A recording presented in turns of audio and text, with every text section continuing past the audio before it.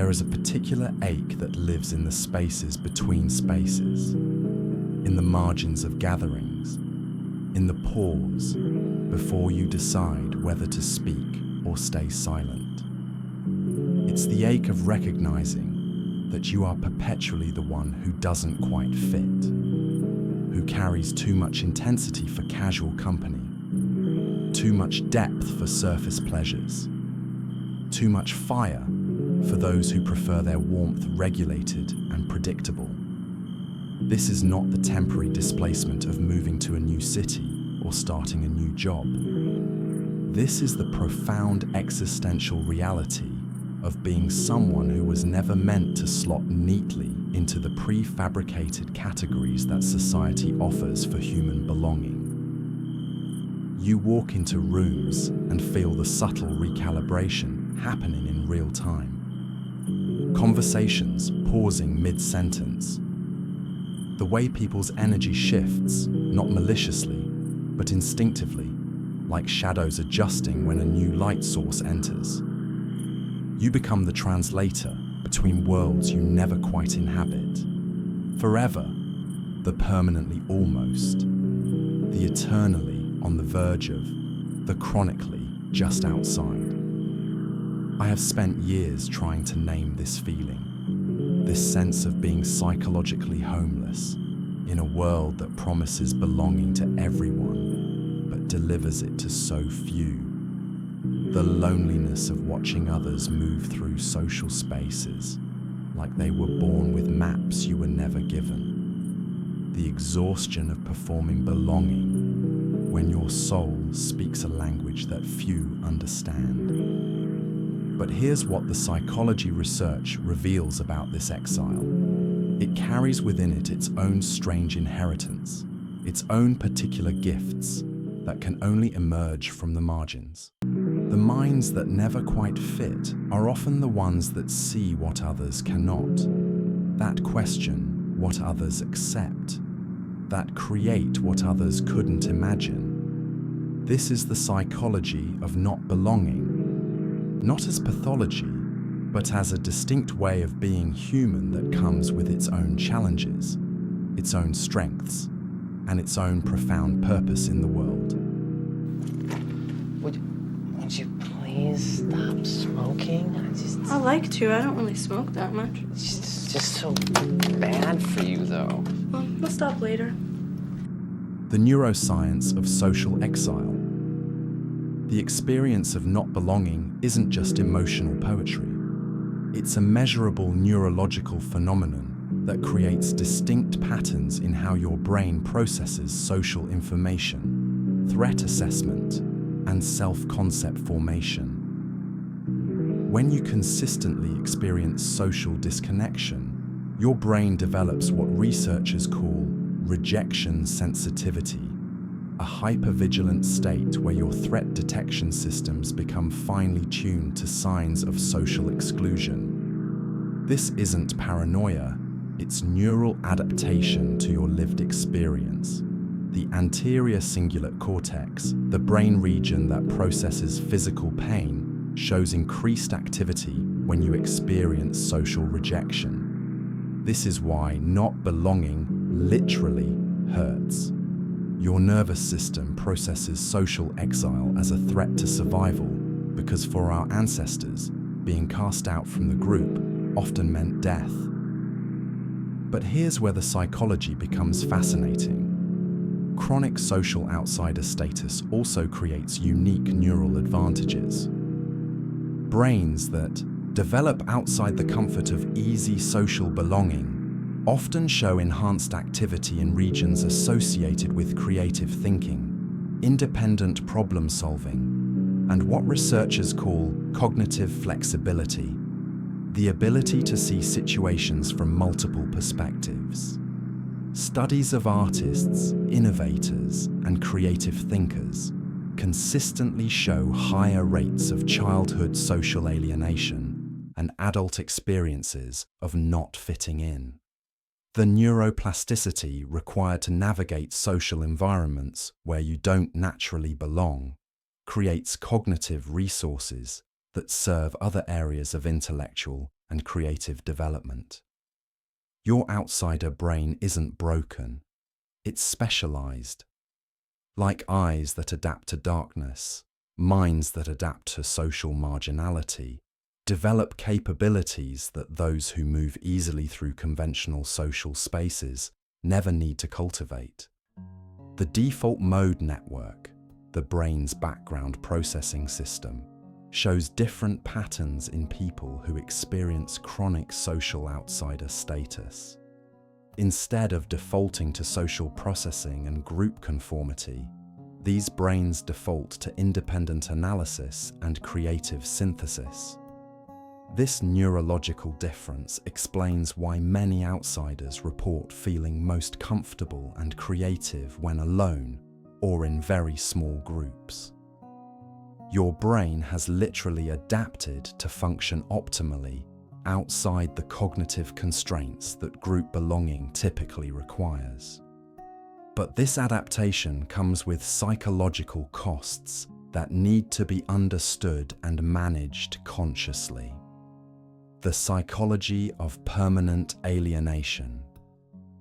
There's a difference between temporary social displacement and what psychologists call ontological homelessness, the deep psychological state of never having experienced effortless belonging anywhere.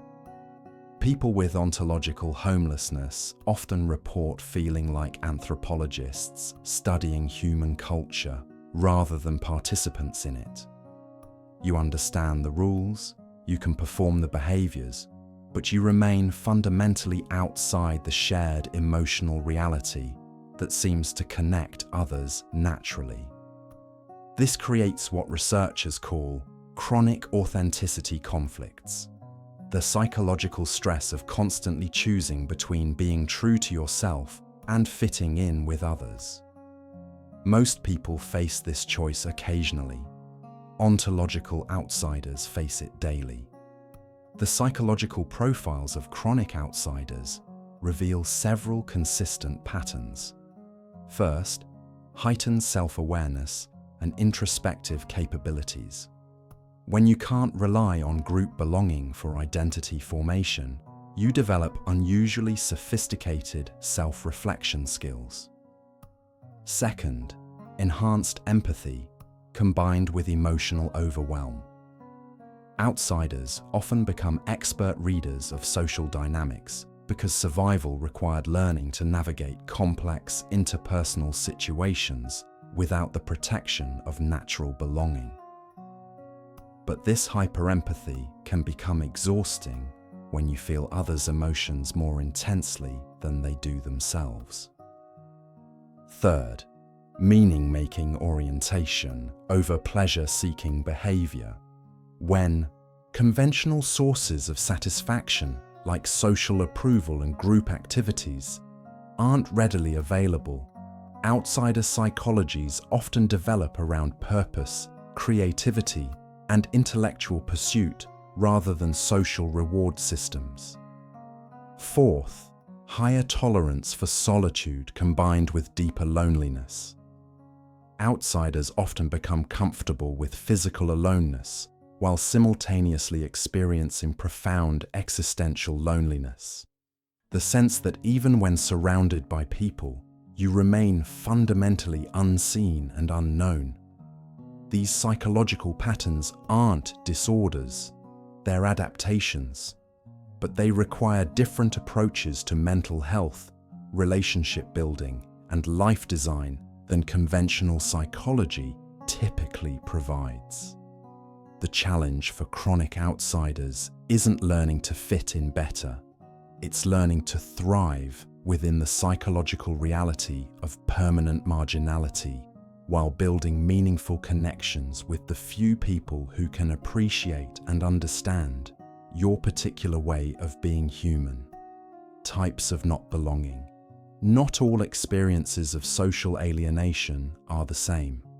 Understanding the different psychological categories of not belonging helps you identify your specific experience and develop appropriate strategies for thriving within it.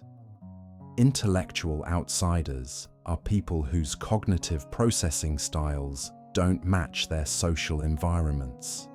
You might be significantly more analytical, creative, or philosophical than the people around you, creating communication barriers and interest mismatches that make natural bonding difficult. Intellectual outsiders often report feeling like they're speaking different languages, even when using the same words as others. Your depth of analysis, need for nuance, and comfort with complexity can make you seem pretentious or intense to people who prefer lighter, more surface-level interactions. This type of alienation often begins in childhood, when your intellectual curiosity or creative intensity doesn't match what your family or school environment can understand or support. You learn early that full self-expression leads to judgment or rejection, so you develop skills at intellectual code switching that allow basic social functioning while hiding your true interests and capabilities. Emotional outsiders experience alienation based on emotional intensity, sensitivity, or processing styles that don't match cultural norms. You might feel emotions more deeply, need more processing time, or have empathic abilities that overwhelm you in social situations. Emotional outsiders often struggle with environments that reward emotional suppression or performance.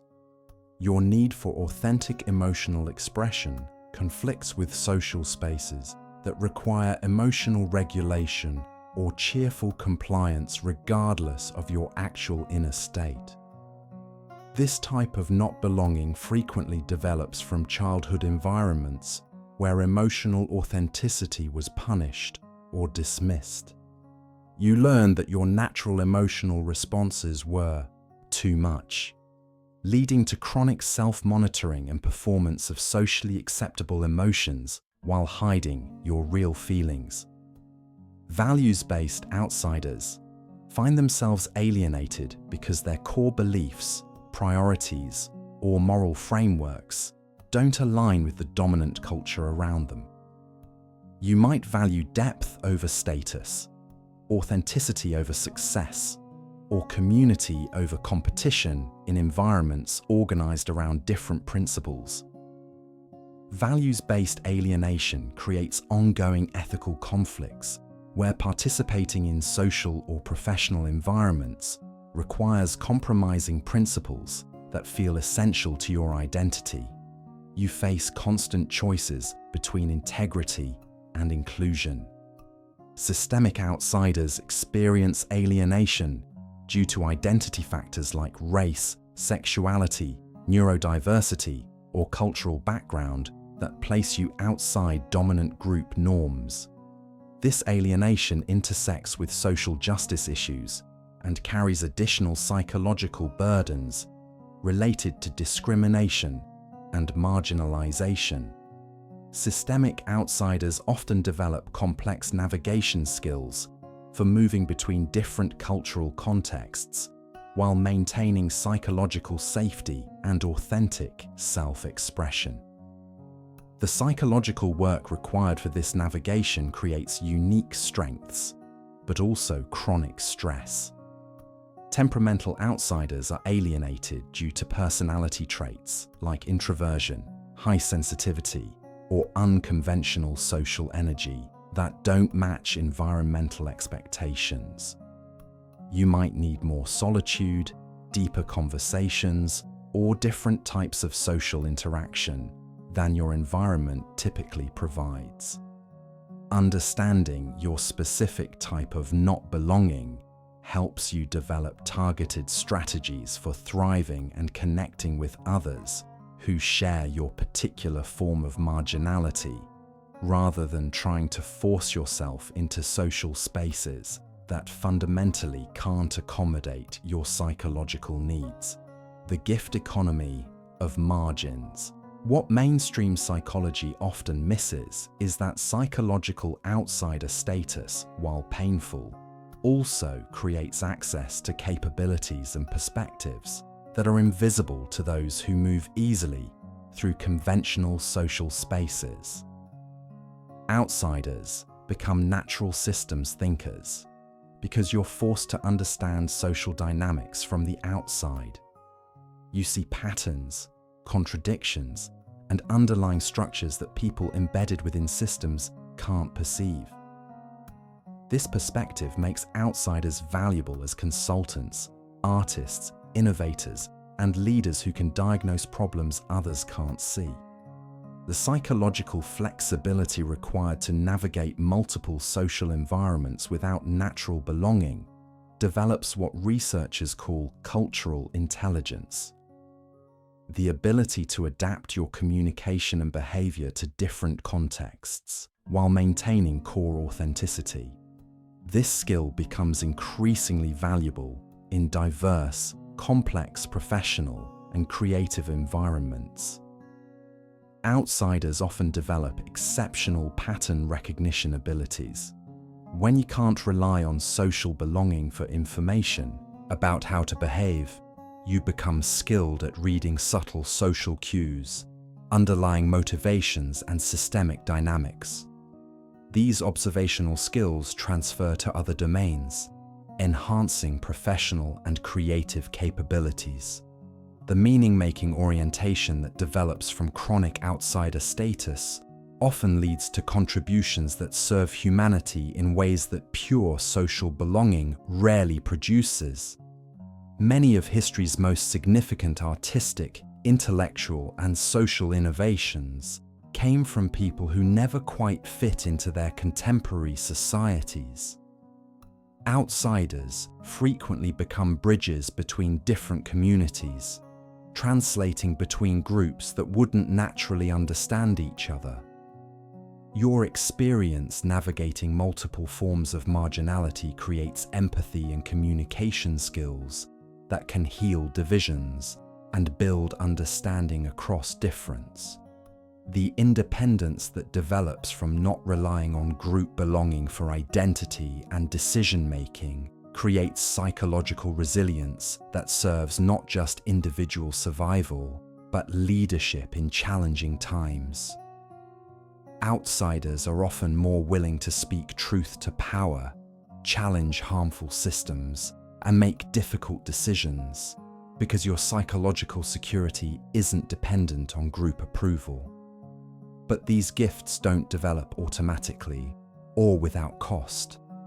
They require conscious cultivation and psychological frameworks that help you understand outsider status as a legitimate and valuable way of being human, rather than as a failure to achieve normal social belonging. Building authentic connection from the margins.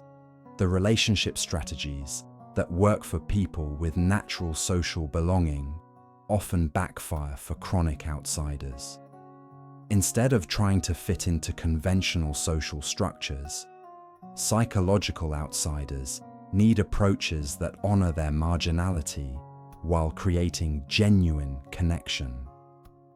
Quality over quantity becomes essential when you recognize that your psychological needs won't be met by large social networks of casual connections. Outsiders typically thrive with a small number of deep, authentic relationships rather than broad social circles. This means learning to identify and cultivate relationships with people who can appreciate your intensity, depth, or unconventional perspective. These connections often take longer to develop, but provide the kind of understanding and acceptance that makes the social costs of outsider status worthwhile. Authentic self-expression, rather than social performance, becomes the foundation for meaningful connection. When you stop trying to fit in and start expressing your genuine interests, values, and perspective, you naturally attract people who can appreciate your authentic self while repelling those who can't. This requires developing tolerance for smaller social circles and occasional loneliness in exchange for connections that feel genuinely nourishing rather than draining or performative. Creating rather than finding your community often becomes necessary when existing social structures don't accommodate your psychological needs. This might mean starting groups around your interests, creating online communities, or building professional networks of like-minded outsiders. Many outsiders discover that their greatest fulfillment comes from creating spaces where other people who don't fit conventional categories can gather and connect. Becoming a community builder rather than a community seeker transforms outsider status from limitation to leadership opportunity. Interdisciplinary connection often works better for outsiders than trying to find belonging within single communities or identity categories. Your complex, multifaceted perspective might connect better with other complex people across different fields, interests, or backgrounds than with people who share single identity markers but don't understand your broader psychological landscape. Mentorship and teaching provide natural relationship structures for outsiders whose depth and perspective can serve others' growth. Many chronic outsiders find their most meaningful connections through sharing their hard-earned wisdom with younger people or peers who are struggling with similar challenges. The key insight is that authentic connection for outsiders requires abandoning conventional social strategies and developing approaches that honor your marginality as a source of value rather than treating it as a problem to be solved. The psychology of solitude mastery. Since chronic outsiders spend significant time alone by choice or circumstance, developing a healthy, productive relationship with solitude becomes essential for psychological well-being and personal development. Solitude versus loneliness represents a crucial distinction that many outsiders need to learn consciously. Solitude is chosen time alone that feels restorative and meaningful. Loneliness is the painful experience of feeling disconnected from others, whether alone or in company. Learning to transform loneliness into solitude requires developing internal resources that provide meaning, stimulation, and satisfaction, independent of social interaction. This isn't about becoming antisocial. It's about becoming psychologically self-sufficient so that alone time enhances rather than depletes your well-being. Creative practice often becomes central to healthy solitude for outsiders. Whether through art, writing, music, or other forms of expression, creative work provides an outlet for the intensity and complexity that might overwhelm social situations while creating something meaningful from your outsider perspective. Creative practice also provides a sense of purpose and identity that doesn't depend on social validation. When your worth comes from your creative work rather than your social belonging, you become less vulnerable to the psychological damage of rejection or misunderstanding. Intellectual development through reading, study, and contemplation transforms solitude from empty time into growth opportunity. Many outsiders find that their greatest learning and development happens during periods of social isolation, when they can pursue interests deeply without social interruption or judgment. Spiritual or philosophical practice provides frameworks for understanding your outsider experience within larger contexts of meaning and purpose. Whether through traditional religious practices, meditation, or philosophical reflection, developing a spiritual understanding of your life often helps outsiders find peace with their marginality. nature connection offers a form of belonging that doesn't require social performance or human approval. Many outsiders find restoration and perspective through time spent in natural environments where their intensity or unconventionality isn't problematic. The goal isn't to become comfortable with permanent isolation, but to develop such a rich, meaningful relationship with solitude that social connection becomes a choice rather than a desperate need. When you can thrive alone, you can engage socially from strength rather than neediness, which paradoxically makes authentic connection more likely. Professional life as a chronic outsider, navigating careers and professional development when you don't fit conventional workplace cultures requires strategic approaches that leverage your outsider advantages while managing the social challenges that can limit conventional advancement. Entrepreneurship and freelancing often appeal to outsiders because they provide more control over your work environment and the ability to build professional structures that accommodate your psychological needs rather than forcing adaptation to existing systems. The independent thinking that develops from chronic outsider status often translates into innovative business ideas, creative problem solving, and the willingness to pursue unconventional opportunities that more socially embedded people might avoid. Creative and artistic fields naturally attract outsiders and often provide professional communities that value unconventional perspectives and intense creative focus over social conformity. These fields offer career paths where your outsider perspective becomes an asset rather than a liability.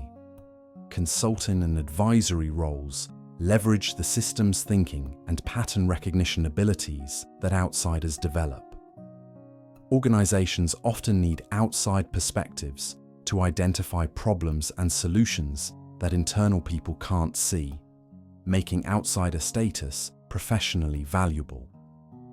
Research and academic work can provide environments where intellectual intensity and depth are valued over social performance, though academic politics can still present challenges for people who don't navigate institutional cultures easily. Remote work and digital nomadism have created new opportunities for outsiders to build careers without the daily social performance requirements of traditional office environments. Technology increasingly allows outsiders to contribute their skills without forcing social adaptation. Leadership through expertise, rather than social popularity, provides a path for outsiders to influence and contribute to organizations without requiring conventional political skills. When your knowledge and capabilities become indispensable, your social unconventionality becomes more acceptable. The key professional strategy for outsiders involves identifying work environments and roles that reward your specific capabilities while minimizing the social requirements that drain your energy and undermine your performance. Relationships, romance, and the outsider heart. Romantic relationships present particular challenges for chronic outsiders because intimate partnership requires vulnerability and understanding from someone who may not share your experience of social marginality. Finding compatible partners often requires expanding beyond conventional dating approaches and social circles that don't naturally include people who can appreciate your psychological complexity. This might mean online communities, shared interest groups, or professional networks rather than typical social or dating environments. The relationship patterns that work for socially integrated people, meeting through friends, workplace romance, community connections, often don't provide access to partners who can understand and appreciate outsider psychology. Depth versus surface becomes a fundamental compatibility issue. Outsiders often need relationships that provide intellectual stimulation, emotional authenticity, and shared meaning-making rather than just companionship and social activity. This means learning to identify potential partners who are also drawn to depth and authenticity, rather than trying to build intimate connections with people who prefer lighter, more surface-level relating. Authenticity versus accommodation creates ongoing relationship challenges when you face pressure to tone down your intensity, complexity, or unconventional interests to maintain partnership harmony. Successful relationships for outsiders require partners who appreciate rather than merely tolerate your psychological differences. Independence versus intimacy requires careful balance when you've developed strong psychological self-sufficiency from years of outsider status. Learning to be vulnerable and interdependent without losing the independence that protects your psychological well-being requires conscious effort and compatible partners. Social integration challenges arise when your partner has conventional social connections that don't naturally include you, creating ongoing negotiation about social activities, friendships, and family relationships that might feel alienating or draining. The most successful romantic relationships for chronic outsiders often involve partners who are also some form of outsider themselves, creating mutual understanding of the challenges and gifts that come with social marginality. Parenting as an outsider.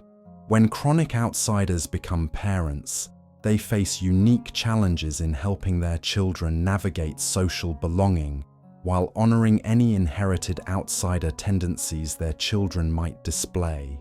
Recognizing outsider children early allows for appropriate support and guidance, rather than trying to force naturally marginal children into conventional social molds that will cause psychological harm. Children who display high sensitivity, intense creativity, intellectual precocity, or social awkwardness may be showing early signs of outsider psychology that needs nurturing rather than correction. Educational choices become particularly important when your child doesn't fit conventional school environments. Homeschooling, alternative schools, or specialized programs might provide better developmental environments than trying to force adaptation to systems that weren't designed for outsider psychology. Social skills versus authentic self-expression requires careful balance in teaching children how to navigate social situations while not suppressing their natural personality traits that might make social belonging challenging. Building resilience through honest conversations about social dynamics, outsider status, and the development of internal resources becomes essential preparation for children who may face similar challenges to your own.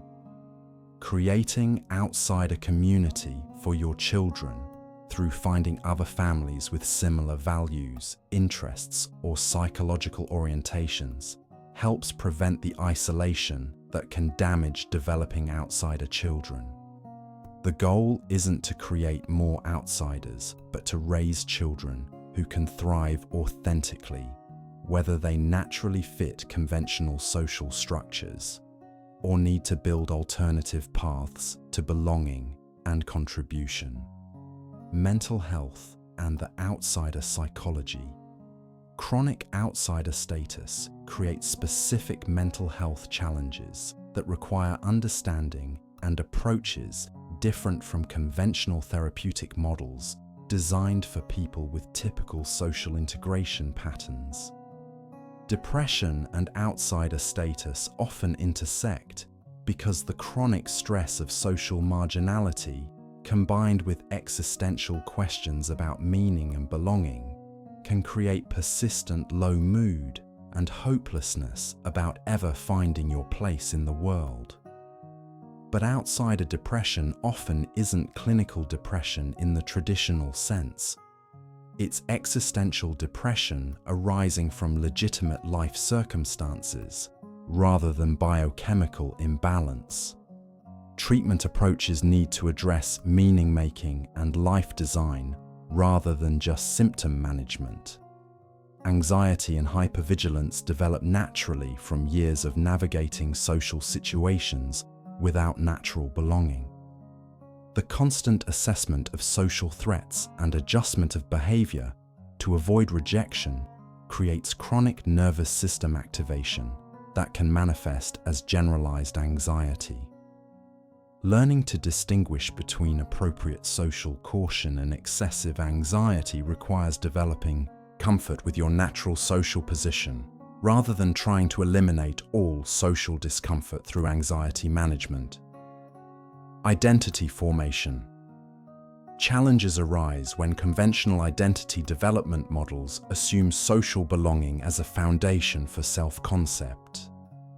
Outsiders often need alternative frameworks for understanding who they are and what their lives mean outside of social role fulfillment. Therapy and counseling considerations require finding mental health professionals who understand outsider psychology as a legitimate way of being human rather than a problem to be solved. Many conventional therapeutic approaches inadvertently pathologize outsider traits that need acceptance rather than treatment. Medication and outsider psychology requires careful consideration because some psychiatric medications can dull the intellectual intensity, emotional depth, or creative capabilities that represent positive aspects of outsider psychology, even when they cause social challenges. The goal of mental health support for outsiders should be thriving within your authentic psychological reality, rather than adaptation to conventional social standards that may never feel natural or sustainable. The philosophy of permanent marginality.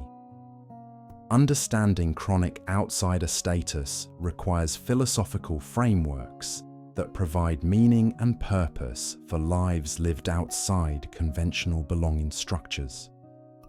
Existentialism offers valuable perspectives for outsiders because it emphasizes individual authenticity, self-creation, and meaning-making rather than conformity to external standards.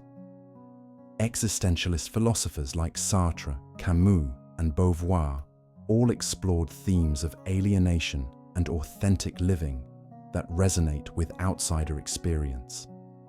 The existentialist emphasis on freedom and responsibility provides frameworks for understanding outsider status as liberation from conventional constraints rather than exclusion from desired belonging. Eastern philosophy, particularly Buddhism and Taoism, offers concepts like non-attachment and acceptance of impermanence that help outsiders find peace with social marginality while maintaining engagement with life and relationships. The Buddhist understanding of suffering as arising from attachment to things being different than they are provides practical approaches for accepting outsider status while working skillfully within that reality. Stoicism provides practical philosophy for outsiders through its emphasis on focusing on what you can control while accepting what you cannot change. Stoic practices help outsiders maintain psychological equanimity despite social challenges. Indigenous wisdom traditions often include concepts of sacred outsiders, shamans, healers, artists, and visionaries who serve essential community functions precisely because they exist on the margins and can see what others cannot. These traditions provide frameworks for understanding outsider status as a sacred calling rather than social failure, offering purpose and meaning that transcends conventional belonging. Contemporary philosophy of neurodiversity and social justice provides frameworks for understanding outsider status within larger contexts of human diversity and systemic oppression, helping to depathologize marginality while working toward more inclusive social structures. The philosophical foundation you choose for understanding your outsider experience significantly affects your mental health, relationships, and life satisfaction.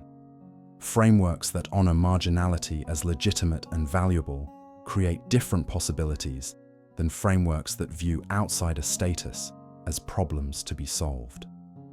Creating legacy from the margins. Perhaps the most profound opportunity available to chronic outsiders is the possibility of creating contributions that only emerge from the margins, work that serves humanity precisely because it comes from perspectives that conventional belonging couldn't produce. Artistic and creative legacy often represents the natural expression of outsider experience.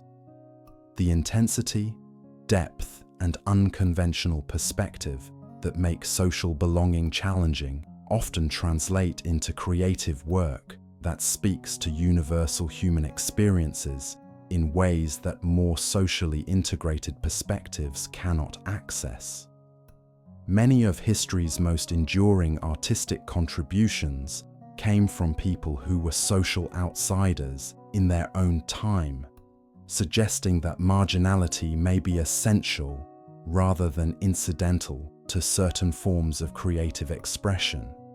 Intellectual and scientific contributions frequently emerge from outsider perspectives that can question assumptions, see patterns, and make connections that people embedded within existing systems cannot perceive. Scientific and intellectual breakthroughs often require the kind of independent thinking that develops from chronic outsider status. Social innovation and justice work naturally appeals to outsiders who understand marginalization personally and can envision social structures that better accommodate human diversity.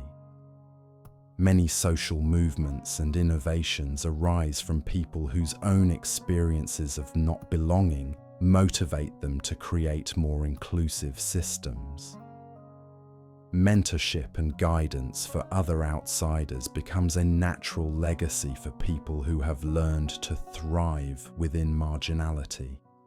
Your hard-earned wisdom about navigating social challenges, building authentic relationships, and finding meaning outside conventional structures becomes invaluable for younger outsiders facing similar challenges. Bridge building between communities leverages the multicultural navigation skills that outsiders often develop. Your experience understanding multiple perspectives and translating between different groups creates opportunities for healing divisions and building understanding across difference. The key insight is that outsider status, rather than being a limitation to overcome, may be a calling to fulfill, a psychological and social position that serves essential functions in human communities, even when those functions aren't immediately recognized or appreciated by mainstream society. The paradox of outsider belonging. The deepest insight about chronic outsider psychology is paradoxical. True belonging for outsiders often comes not from finding where you fit, but from creating spaces where fitting isn't required. When you stop trying to squeeze yourself into social shapes designed for different psychological architectures, you create freedom for others who share your experience of not fitting conventional categories. Your authenticity gives others permission to be authentic. Your refusal to perform belonging creates space for genuine connection. The communities that form around shared outsider experience often provide deeper belonging than conventional social structures because they're built on understanding rather than similarity, acceptance rather than approval, authenticity rather than performance. But this belonging through marginality requires releasing the fantasy of ever fitting into mainstream social structures in effortless, natural ways. It requires grieving the belonging you thought you wanted in order to appreciate the belonging that's actually available to you. The psychological journey from trying to fit in to creating spaces for not fitting transforms outsider status from a burden to bear into a gift to give. When you model thriving within marginality, you provide hope and guidance for others navigating similar challenges.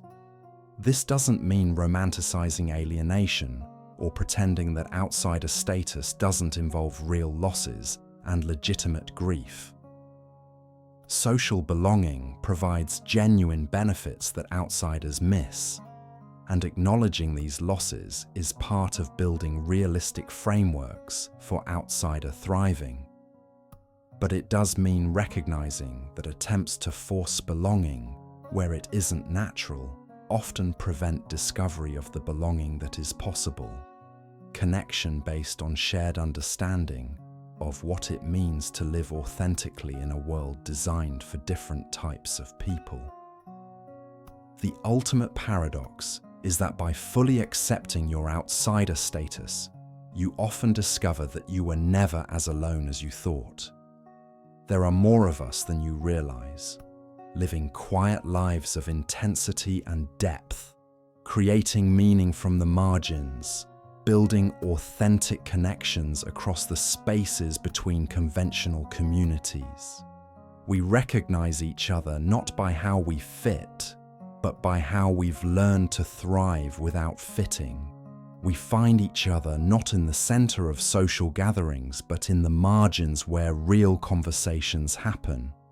We connect not through shared identity categories, but through shared experience of not quite belonging to any category completely. And in that recognition, in that connection, in that community of the uncommon, we discover that not belonging anywhere can become belonging everywhere. If everywhere includes the vast, rich territory of human experience that exists outside the narrow boundaries of conventional social belonging. This is the psychology of not belonging, not as exile from the human community, but as citizenship in a different country of the heart, one with its own customs, its own wisdom, its own forms of love and connection that are invisible to those who never needed to learn the languages spoken in the margins. Welcome to the territory. You've been traveling here longer than you knew, and you're not nearly as alone as you thought you were. The ache of not belonging never fully disappears. It transforms into something else, a compass that points not toward where you should try to fit, but toward where your authentic contribution wants to emerge. A reminder that your particular way of being human serves purposes that only become clear when you stop apologizing for taking up space in ways that others don't understand. This is not consolation for failing to achieve normal belonging. This is recognition of having achieved something else entirely, a form of human authenticity that only emerges from the margins, a type of contribution that only comes from minds and hearts that were never meant to fit neatly into prefabricated social spaces. Your not belonging isn't a problem to solve. It's a reality to inhabit fully, authentically, and with the understanding that margins are where evolution happens, where creativity emerges, where the future is imagined by minds unconstrained by the limitations of how things have always been done. You don't need to belong everywhere. You need to belong deeply, authentically, courageously in the few places and with the few people who can appreciate the gift of who you actually are, rather than mourning the loss of who you were never meant to be. That belonging exists. It's smaller than you hoped and deeper than you imagined. And it begins the moment you stop trying to translate yourself into languages you were never meant to speak and start offering the world the untranslatable gift of your authentic presence. This is the psychology of not belonging, the science and art of thriving in the margins, creating from the edges, loving from the depths, and discovering that sometimes the greatest belonging comes not from finding your tribe, but from becoming so authentically yourself that your tribe finds you.